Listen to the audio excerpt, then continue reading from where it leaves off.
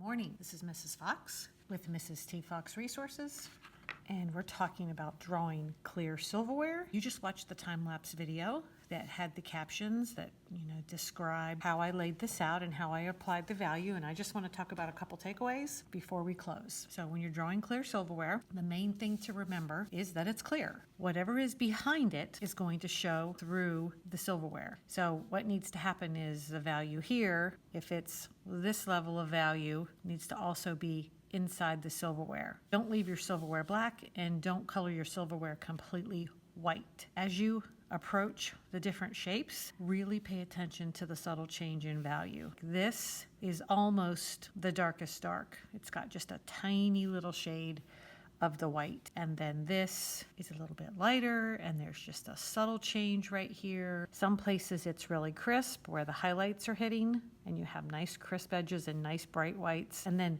most places in the clear silverware you're going to have a very subtle change in value. So little tiny circles and light layers. You could see through the time lapse that I built it up slowly, and I'm really paying attention to, is this darker than this? Is this lighter than this? You're constantly asking yourself, and if you think you can't get it any lighter, press super, super hard, and you will see that you can get it much, much brighter than you think. Like, look at the nice crisp edge on this. We got a nice crisp edge here. Bright white here.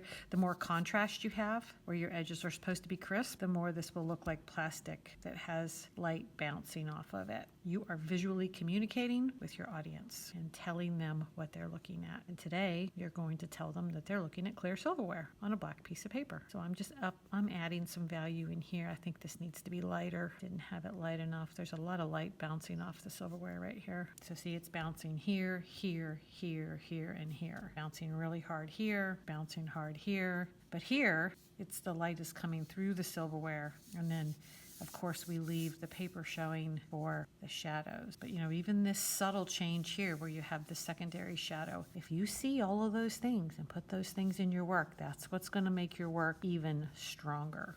My motto is, you're in here doing it anyway. Why not be amazing? As I go through here, I see places that need to be a little bit brighter. This needs to be very bright right here, but I have a few dark places, so I want to make sure I leave those. Be really, really crisp right here, because it's plastic. This is a plastic piece of silverware, so it's going to have very hard edges. The details are what really matter with a drawing like this. You really want to be focused on the details and constantly looking and asking yourself if you have everything represented, all the values represented. Don't leave anybody out. That's another one of my favorite sayings. Don't hurt the feelings of some of these value shapes. They want to be in there too.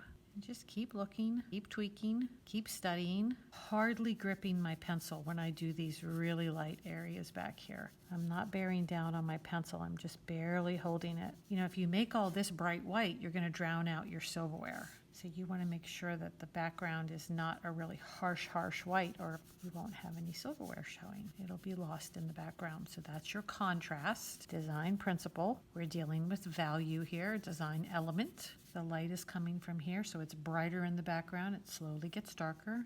It's really, really bright right here. This is where the light was hitting the silverware. So I'm just going to brighten this up a little bit. I'm not pressing hard, putting another layer on. I'm going to come in here, add a few little highlights.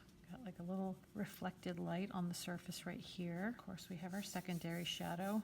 Really soft edges. This is a lesson in edges. This is soft transition of value. This is a crisp transition of value. You want to make sure they're in all the appropriate places. I missed this little reflection right here, and there's some reflections in here I missed. Make sure you get it all.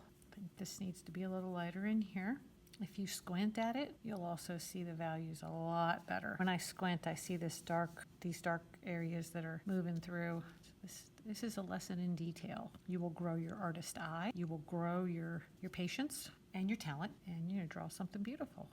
I just know it. This is Mrs. Fox. I hope you have a wonderful day. Go make something beautiful. Remember, study, study, study, study what's in front of you. It's all the information you need in order for your drawing to be gorgeous. And I hope you have a wonderful, wonderful, wonderful day.